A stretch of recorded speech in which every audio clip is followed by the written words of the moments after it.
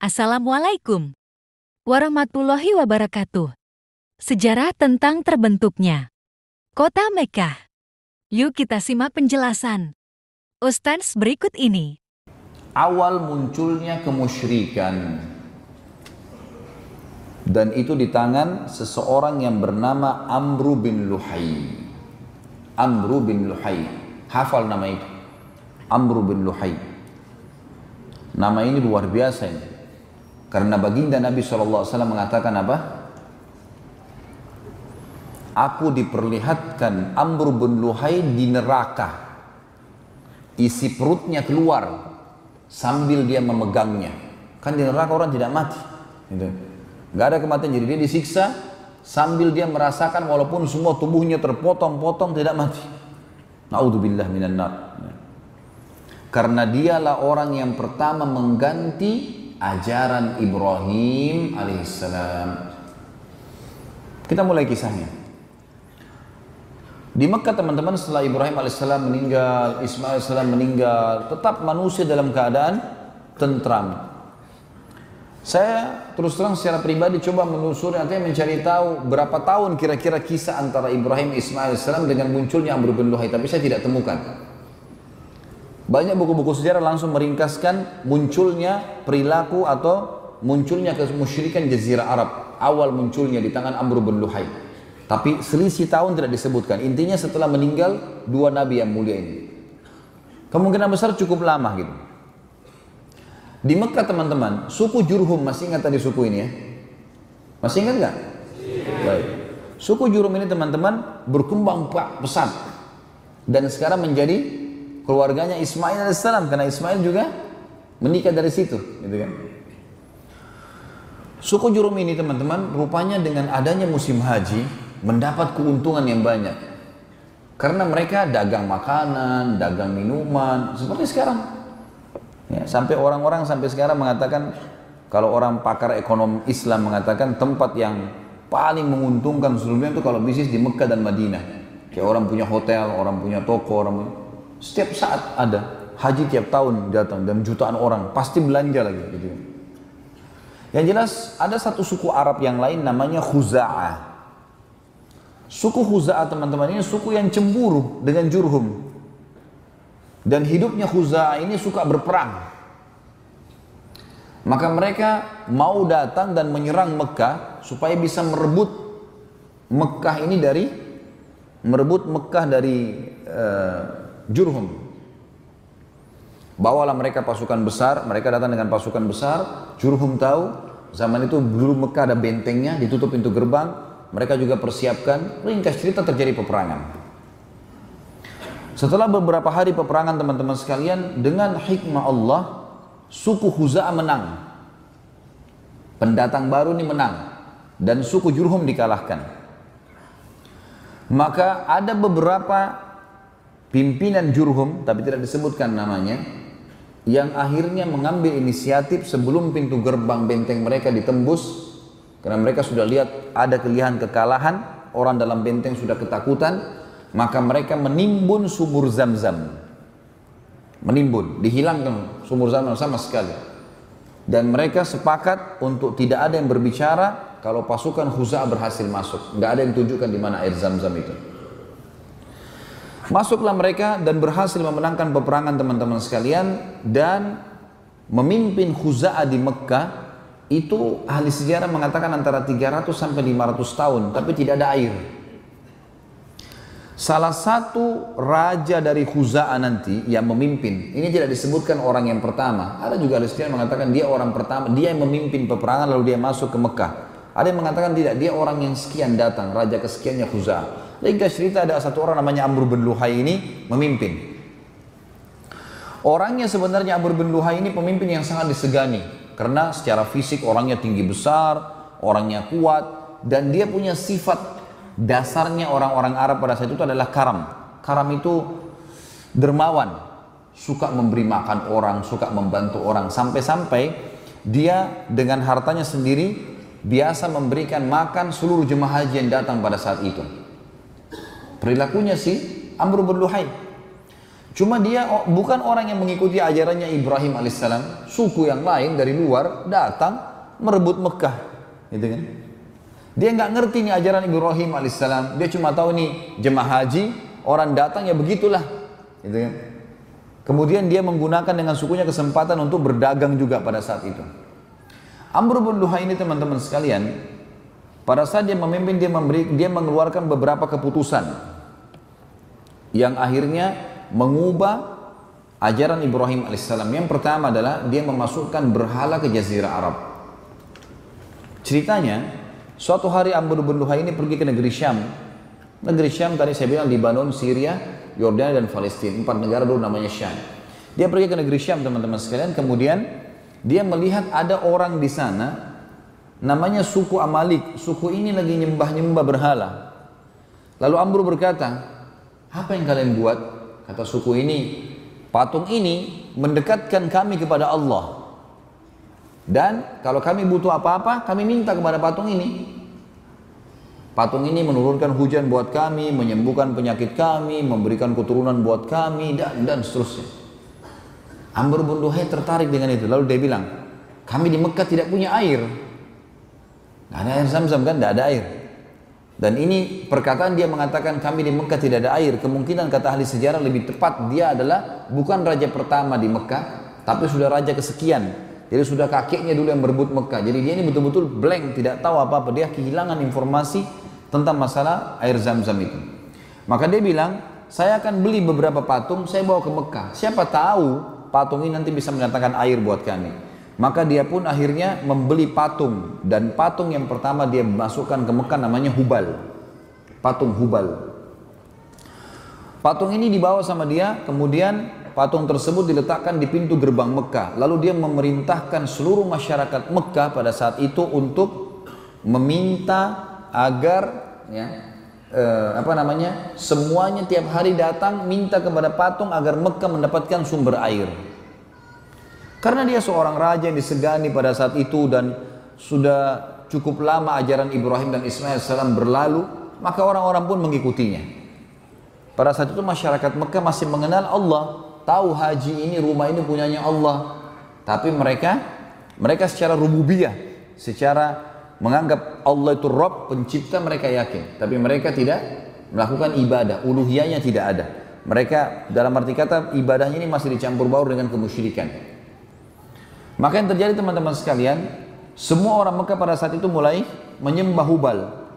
Berjalan beberapa waktu, Amr bin Luhai mengeluarkan instruksi untuk setiap suku di Mekah harus buat patung sendiri. Kemudian meletakkan di depan sukunya. Jadi dulu Mekah itu kalau kita ibaratkan masjid ini Mekah, di pojok sebelah sana ada suku sendiri, ada bentengnya sendiri. Di sini juga ada, di sini juga ada, di sana juga ada, gitu-gitu. Maka dia perintahkan agar semuanya suku punya patung sendiri-sendiri. Pada saat itu tersebarlah banyak patung teman-teman sekalian. Di antaranya yang terkenal adalah suku Hubal, patung Hubal tadi disembah oleh seluruh masyarakat Mekah. Kemudian ada patung Wud. Patung Wud ini yang paling banyak disembah oleh suku Kalb. Kemudian ada Suwa yang disembah oleh suku Hudzail. Ada Yaguth yang disembah oleh suku Tai. Kemudian ada masyarakat wilayah Jarash, Kemudian ada Ya'uq disembah oleh wilayah Hamazan. Kemudian Yathar disembah oleh penduduk negeri Yaman. Jadi awalnya di Mekah dulu nih, Hubal tadi kan, satu masyarakat Mekah. Lalu seluruh suku disuruh buat patung. Nah pada saat musim haji kan orang seluruh dunia datang. Mereka lihat orang-orang Mekah sembah patung. Jemaah hajinya terpengaruh. Kenapa kalian buat ini? Oh ini menurunkan hujan buat kami, ini menyembuhkan kami, ini begini. Orang-orang Mekah yang sebarin dari Amr bin Luhai ini. Maka jemaah haji pada ambil ide pulang, gitu kan? Kemudian Amr bin Luhai keluarkan instruksi lagi untuk semua penduduk Mekah menjadikan buat patung ini adalah sumber pendapatan. Maka jadilah hampir satu Mekah ahli buat patung. Dijual kepada jemaah haji yang mereka bawa pulang ke kampungnya masing-masing. Dan ini semua patung-patung yang saya sebutkan namanya tadi, yang oleh baginda Nabi SAW semua dihancurkan di pembebasan kota Mekah. Dimulai dari Hubal yang besar di depan pintu gerbang Mekah. Dan yang paling aneh sekali adalah patung yang disuruh sembah oleh Amr bin Luhai yang dia tidak tahu kisahnya. Namanya patung Isaf dan Nailah. Isaf teman-teman nama seorang laki-laki dari Yaman. Nailah nama seorang perempuan dari Yaman. Kisahnya dalam sebuah riwayat Bukhari disebutkan dua orang ini saling mencintai, suka sama satu sama yang lain. Kemudian mereka mau menikah. Tapi ternyata waktu si Isaf melamar Nailah, ayahnya Nailah nggak setuju. Apa yang mereka lakukan? Zaman dulu orang kalau mau ketemu janjiannya di musim haji. Dan perjalanan musim haji jauh. Kayak mungkin kita masih tahun berapa ya, tahun 30-an, tahun 40 Masehi di Indonesia mungkin orang masih naik kapal laut. Jauh, kadang-kadang orang kalau sudah pamit haji dianggap sudah mungkin tidak kembali. Perjalanan berapa, 1 bulan naik kapal, belum pulangnya, belum tinggal di sana. Ya. Zaman dulu begitulah kurang lebih lama lagi mereka menggunakan unta dan kuda. Ketemu di musim haji. Di musim haji, masyarakat banyak, tidak semua orang tahu. Keduanya pada saat sedang berada di depan Ka'bah dan orang-orang semua sudah istirahat malam hari, tiba-tiba berzina. Dan waktu keduanya berzina di depan Ka'bah, Allah kutuk menjadi patung. Ini terjadi waktu suku Jurhum masih berkuasa, belum masuk Khuza'ah. Apa yang terjadi teman-teman? Suku Jurhum meletakkan Isaf di Gunung Safa dan meletakkan Nailah di Gunung Marwah agar jadi pelajaran. Setiap orang sa'i, nih lihat nih, buat dosa di depan Ka'bah, ini hasilnya. Jadi orang turun-temurun tahu itu gitu kan. Waktu Amr bin Luhai masuk, dia nggak ngerti nih, ini patung apa ini, dikira memang orang Mekah sembah patung gitu. Lalu dia menyuruh patung Isaf dan Nailah dipindahkan dekat Ka'bah dan disuruh sembah. Jadi disuruh sembah apa? Manusia yang dikutuk oleh Allah karena berzina. Tapi itu terjadi di Mekah. Umar bin Khattab radhiyallahu anhu berkata, suatu hari aku pernah, ini menggambarkan tentang buruknya keadaan mereka di sana ya. Umar bin Khattab mengatakan, aku satu waktu pernah mau keluar dari Mekah, lalu kemudian aku lupa membawa batu dari Mekah. Jadi waktu itu ada instruksi dari Amr bin Luhai turun-temurun. Amr bin Luhai jauh dari zaman Nabi SAW, jauh sebelumnya. Tapi turun-temurun. Sampai di zaman Nabi SAW masih dijalankan apa yang diinstruksikan itu. Turun-temurun. Di antaranya orang Mekah kalau mau keluar, mereka harus bawa patung dari Mekah. Baru bisa disembah. Dan kalau tidak punya patung harus bawa batu. Batu itu dipahat sama dia. Dan pahat ini apa saja, pokoknya batu kecil misalnya seperti sebesar ini misalnya. Ini aja dicoret sama dia, dibuatin mata, dibuatin hidung, ini Tuhannya, sembah. Makanya dikatakan zaman jahiliyah, zaman kebodohan. Kata Umar satu waktu, saya pernah keluar dari Mekah, lupa bawa batu dari Mekah. Nggak ada saya bawa batu dari Mekah. Kemudian di tengah jalan, waktu saya lagi istirahat, saya ingin sembah Tuhan saya, minta keselamatan. Maka saya cari batu, nggak ada batu dari Mekah, lupa bawa. Ada banyak batu di situ depan, tapi bukan dari Mekah. Dia bilang, lalu saya lihat dari Mekah yang saya bawa cuma pakaian sama makanan. Dan saya bawa kurma, maka saya buat Tuhan saya dari kurma. Kemudian saya sembah. Setelah saya sembah, saya lapar, saya makan kepalanya. Waktu itu Umar radhiyallahu anhu sempat tersenyum, maka para sahabat bertanya, kenapa anda tersenyum? Dia bilang, saya teringat dulu masa jahiliyah. Begitu luar biasa bodohnya dulu gitu. Tidak mengerti. Tuhannya dimakan sendiri gitu. Di antara hal yang buruk pada saat itu teman-teman sekalian dari Amr bin Luhai, selain patung, juga dia menyuruh anak perempuan untuk dibunuh. Anak perempuan untuk dibunuh. Allah menceritakan dalam Al-Quran surah An-Nahl, surah nomor 16, ayat 58 sampai 59. A'udzu billahi minasyaitonir rajim wa idza busyira ahaduhum bil untha dhalla wajhu muswaddan wa huwa kadhim yatawara minal qaumi min su'i ma busyira bih ayumsikuhu ala hunin aw yadussuhu fit turab ala sa'a ma yahkumun. Dan apabila seseorang dari mereka diberi kabar dengan kelahiran anak perempuan, hitam memerah padamlah mukanya dan dia sangat marah. Ia menyembunyikan dirinya dari orang banyak disebabkan buruknya berita yang disampaikan kepadanya. Apakah dia akan memelihara anak perempuan itu dalam keadaan menanggung kehinaan dari masyarakat, ataukah akan menguburkannya ke dalam tanah hidup-hidup? Ketahuilah, alangkah buruklah apa yang mereka tetapkan itu. Di dalam surah Zukhruf, surah nomor 43 ayat 17, Allah yang maha tinggi dan maha purba juga menceritakan tentang masalah ini. A'udzu billahi minasyaitonir rajim. Zukhruf ayat 17. Wa idza busyira ahaduhum bima daraba lirrahmani mathalan dhalla wajhuhu muswaddan wa huwa kadhim. Padahal apabila salah seorang dari mereka, maksudnya orang-orang Quraisy Mekah, diberi kabar gembira tentang datangnya anak perempuan, maka apa yang mereka jadikan sebagai atau dinisbatkan kepada Allah yang maha pemurah, jadilah muka mereka hitam pekat sebab dia amat menahan sedih. Apa maksudnya di sini teman-teman sekalian? Apa yang mereka nisbatkan kepada Allah Zat Maha Pemurah? Jadi ternyata orang-orang Quraisy itu mengatakan malaikat itu anak perempuannya Allah. Dan Allah pasti tidak mungkin terima. Allah SWT lam yalid wa lam yulad. Allah Esa. Allah tidak butuh dengan semua malaikat, semua makhluknya. Allah tunggal, maha kuat, maha sempurna, gitu kan. Walam yakul lahu kufuwan ahad. Allahus samad, jelas. Allah tidak membutuhkan pada siapapun, semua bergantung padanya. Maka pada saat itu Allah mengatakan, padahal apabila salah seorang dari mereka diberikan berita gembira dengan apa yang mereka jadikan sebagai misal bagi Allah yang maha pemurah, maksudnya mereka mengatakan malaikat anak perempuan Allah, lalu mereka kalau dapat anak perempuan mereka malah bermuram. Bagaimana bisa mereka menganggap Allah punya anak perempuan, mereka sendiri tidak mau menerima anak perempuan itu?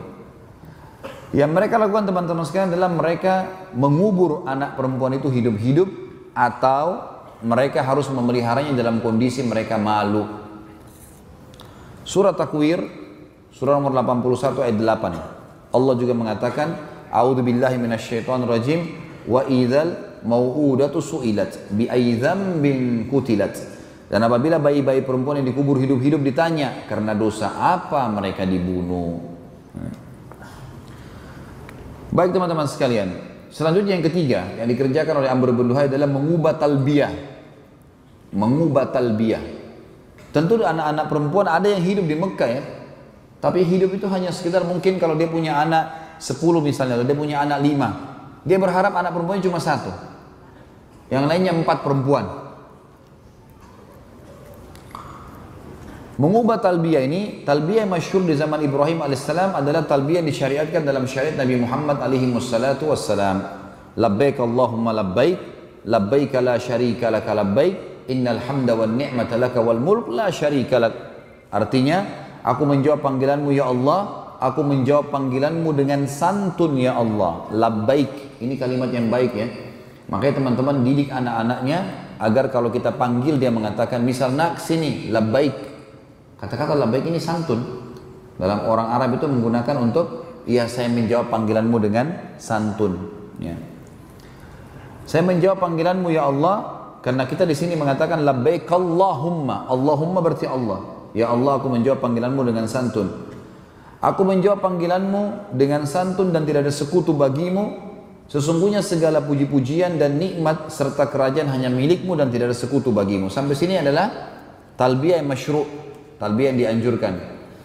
Amr bin Luhai datangkan kalimat terakhir ditambahkan illa syarikan huwa lak tamlikuhu wa ma malak. Kecuali sekutu yang kau miliki dan kau kuasai. Ini kalimat syirik. Nggak boleh, artinya berarti Allah punya sekutu. Sementara Allah mengatakan la syarika, tidak ada sekutu baginya. Ini kalimat syirik, dan sampai zaman Quraisy terakhir, ya itu mereka masih menggunakan kalimat ini, dan orang-orang Quraisy bisa membedakan antara muslim sama kafir di talbiyah mereka pada saat mereka sedang mengucapkannya. Yang keempat, pensyariatan bahirah, saibah, wasilah dan ham. Ini istilah-istilah hewan. Ini syariatnya si Amr bin Luhai. Amr bin Luhai lalu menetapkan syariat bagi masyarakat Mekah yang ia karang sendiri, keluar dari ajaran Nabi Ibrahim alaihi salatu wassalam, yaitu pengsakralan hewan tertentu. Allah yang maha tinggi dan maha mulia menceritakan kasus dalam surah Al-Ma'idah. Tentu antum kalau tidak dengar dari apa yang kita sampaikan atau tidak mengetahui apa yang kita sampaikan teman-teman, antum tidak mengerti kalau baca ayatnya ini. Karena istilah ini memang istilah hewan. Bahira, saibah, wasilah dan ham. Saya bacakan ayatnya surah Al-Ma'idah, surah nomor 5 ayat 103. Ini Allah ceritakan tentang pensyariatnya Amr bin Luhai di Mekah nih. A'udzu billahi minasyaitonir rajim. Ma ja'alallahu min bahiratin wala sa'ibatin wala wasilatin wala hamin walakinnal ladzina kafaru yaftaruna 'ala Allahil kadzib wa aktsaruhum la ya'qilun. Allah sekali-kali tidak pernah mensyariatkan bahira, sa'ibah, wasilah dan ham. Akan tetapi orang-orang kafir membuat-buat kedustaan terhadap Allah dan kebanyakan mereka tidak mengerti. Maksudnya orang kafir adalah Amr bin Luhai yang akhirnya disyariatkan di Mekah. Apa itu hewan-hewan teman-teman? Bahira adalah unta betina yang telah beranak 5 kali.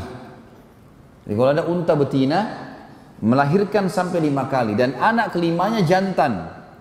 Lalu unta betina itu dibelah kupingnya, induk betina tadi yang sudah dapat 5 anak, anak kelimanya jantan, dilepaskan, tidak boleh ditunggangi dan tidak boleh lagi diambil air susunya. Ngarang-ngarang, nggak ada hubungannya sama sekali.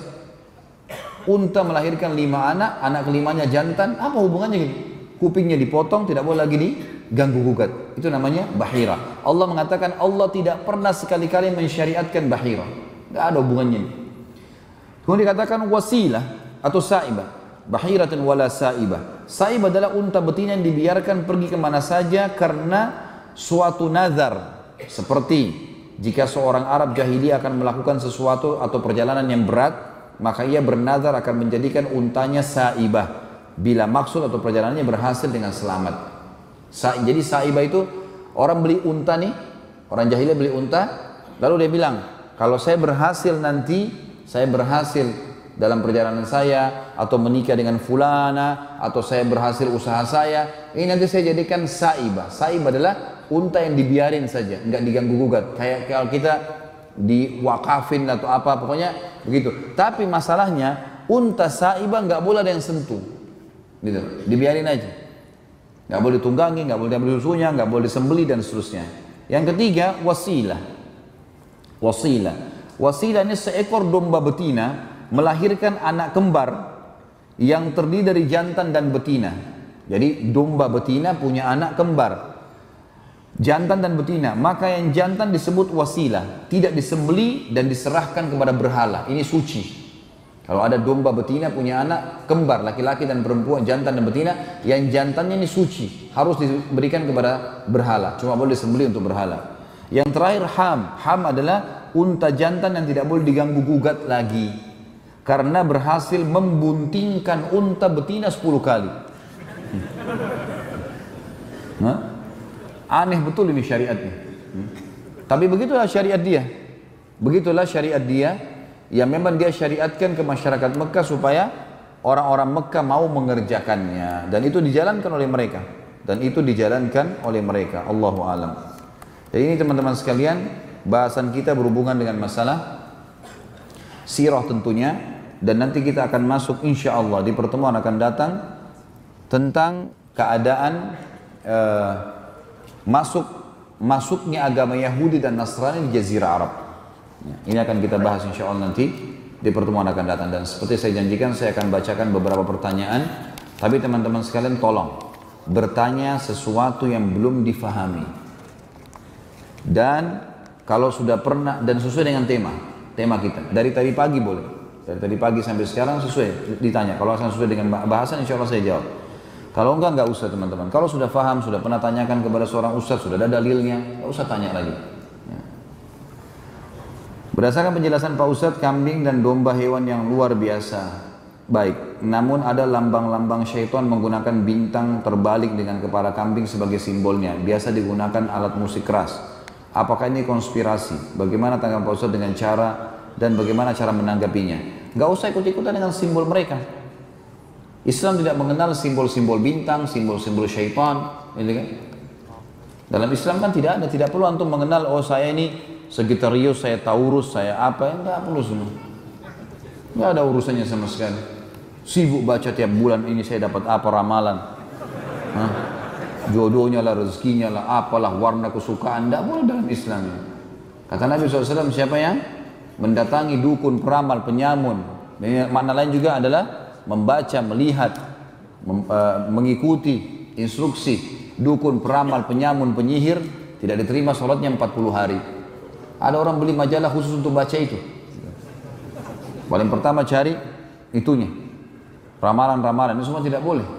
Siapa yang datang kepada dukun, peramal, penyamun, penyihir, bertanya dan percaya, maka dia telah kafir kepada apa yang diturunkan kepada Muhammad sallallahu alaihi wasallam. Jadi kita tidak usah terpengaruh dengan simbol itu. Gak ada hubungannya sama kita kan simbol itu. Ya udah biar. Kambing tetap kita anggap hewan yang mulia dalam Islam, tapi untuk disembelih dan dipelihara. Kita tidak seperti sebagian orang yang menyembah. Saya pernah lihat cuplikan, subhanallah, ada orang sembah sapi. Iya, sapinya itu dielus-elus, kemudian dia lewat di bawah perutnya, dianggap itu menyembah, minta berkah. Alhamdulillah atas nikmat iman. Luar biasa ini. Ada yang sembah tikus. Iya, ada cuplikan banyak di YouTube itu. Menyembah tikus. Tikus itu bahkan diurus, dirawat, dikasih susu segala macam. Mendingan anak yatim ya. Mendingan makan sendiri. Allah musta'an. Apa ibrah mengenai Ibrahim disembelih, Ismail alaihissalam disembelih setelah dewasa bukan 10 tahun dan juga mengetahui Ibrahim dan Ismail membangun Ka'bah berdua. Tentu saja itu kuasa Allah subhanahu wa ta'ala. Allah subhanahu wa ta'ala ingin menguji imannya Ibrahim dan Ismail alaihissalam dan berhasil. Sebagaimana Allah sudah punya dalam ayat. Sisi yang lain memang Allah mau syariatkan hukumnya. Kejadian seperti ini kan kejadian besar. Otomatis manusia karena tahu kejadian ini maka mereka tertarik untuk mengerjakan gitu kan. Jadi hikmah dari ilahi, hikmah Allah subhanahu wa ta'ala. Kalau di sini dikatakan dan juga mengetahui Ibrahim dan Ismail membangun Ka'bah berdua. Perintah Allah kepada mereka. Karena perintah Allah datangnya untuk mereka berdua. Sebagaimana tadi dalam ayat sudah saya bacakan, saya jelaskan dalilnya tadi. Apakah ada sunnah bapak yang mengunjungi anak dan bukan sebaliknya? Iya, sangat boleh. Tentu saja kalau anak yang mendatangi orang tuanya adalah bagus, bentuk bakti. Tapi bolehkah seorang ayah yang datang mengunjungi anaknya? Boleh sekali. Ibrahim AS melakukan itu. Nggak ada masalah. Nabi SAW pernah mengunjungi rumahnya Zainab radhiyallahu anha, anaknya beliau. Abu Bakar berapa kali mengunjungi rumahnya Aisyah radhiyallahu anha. Banyak, nggak ada masalah. Orang tua mengunjungi rumah anaknya. Malah itu bagus, dia bukakan pintu kebaikan, contoh buat anaknya.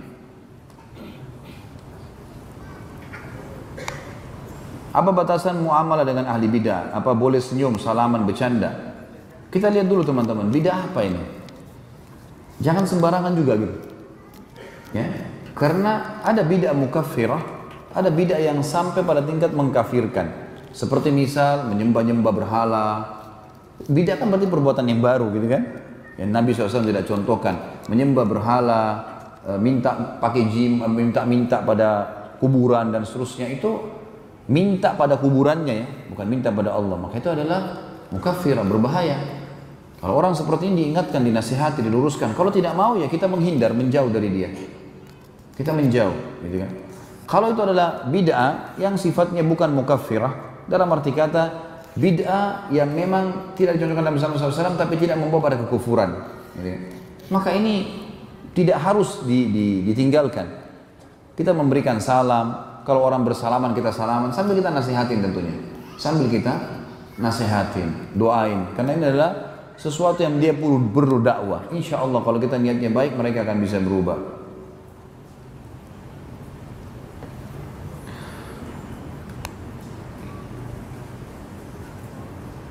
Ini apa hubungannya masalah pemerintahan ini? Nanti saya jawab insya Allah. Tanya kambing makan kambing gitu.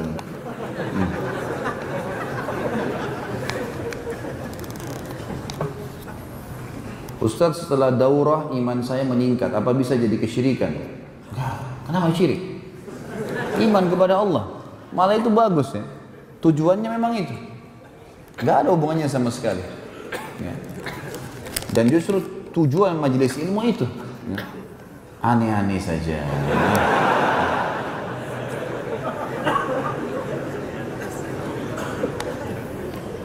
Kami adalah para pemuda yang baru berhijrah. Kami merubah penampilan kami dan mulai memelihara jenggot dan baru belajar tentang agama. Pertanyaan ini mewakili kami para pemuda yang hadir di sini. Ini benar nggak mewakili semuanya?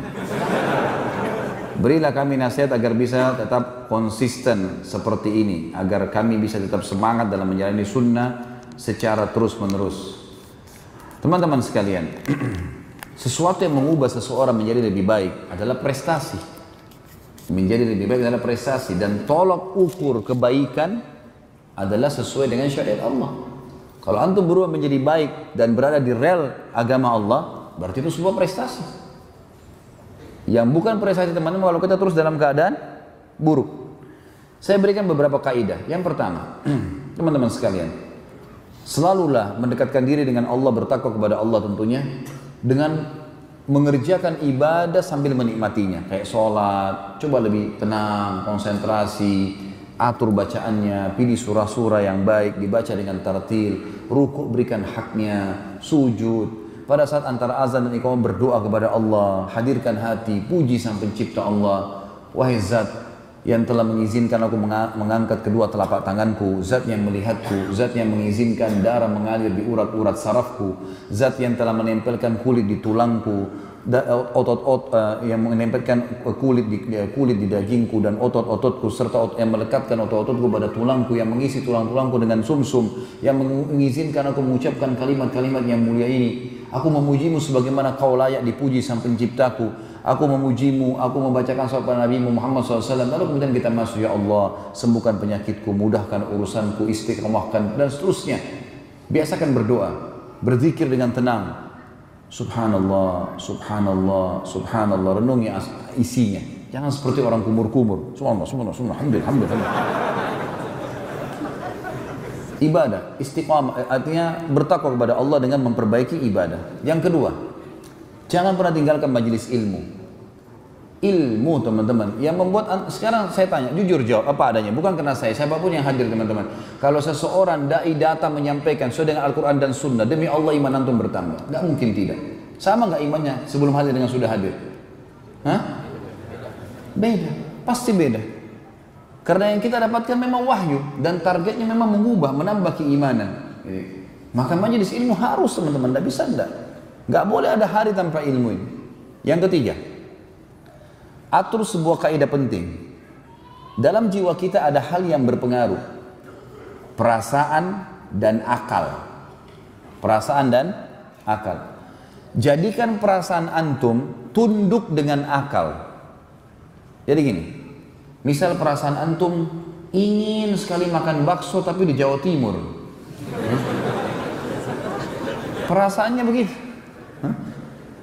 Hadirkan perasaan itu dengan akal, fikir. Nanti akal itu fungsinya teman-teman. Kalau kita hadirkan sesuatu dengan akal, kita coba fikirkan, akal itu akan memberikan banyak opsi. Tapi jauh. Biayanya, waktunya, udahlah makan bakso di sini aja di Balikpapan. Akal akan biar begitu. Lalu akal dikontrol oleh syariat. Jadi perasaan ditundukkan dengan akal, dikontrol dengan akal. Setiap ada perasaan apapun, kontrol dengan akal. Nanti akal majukan ke syariat.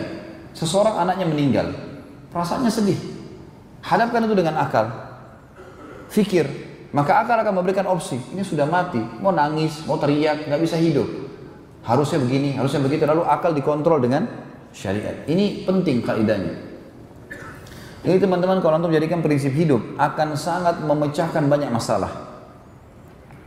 Kadang-kadang kita terbawa perasaan mengalahkan akal, mengalahkan syariat. Ya. Kita kalau dipanggil berjihad misalnya, perasaan kita mengatakan, aduh malam, gelap, nanti gini, nanti begitu. Akal. Tapi ini peluang, kapan lagi bisa terulang? Akal akan memberikan opsi. Hubungkan dengan syariat. Oh kalau saya mati saya akan masuk surga tanpa hisab dan akan aman semua. Yang keempat, bentuk komunitas. Komunitas harus bersama dengan teman-teman yang sama. Kita kalau berteman dengan orang yang azan ke masjid, kita akan selalu ke masjid kan?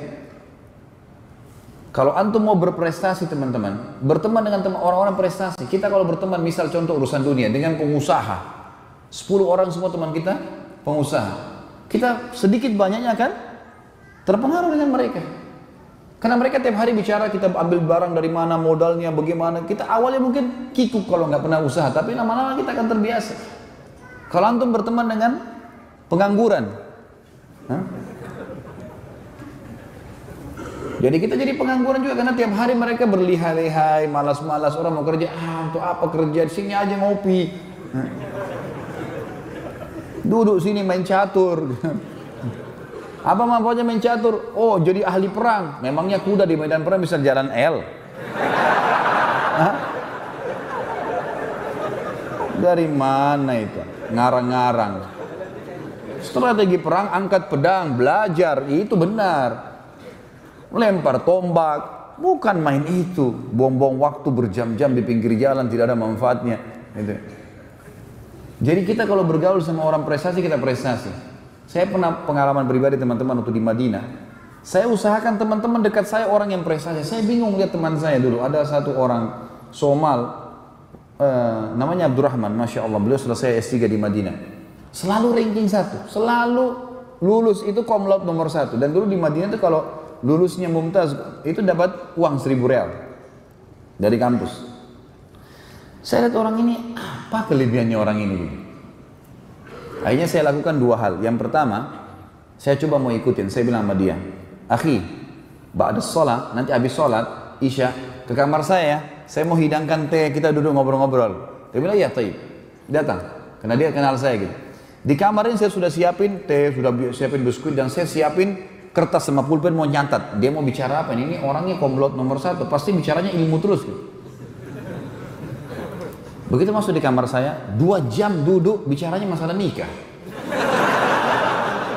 Lah iya, waktu itu kami masih bujang.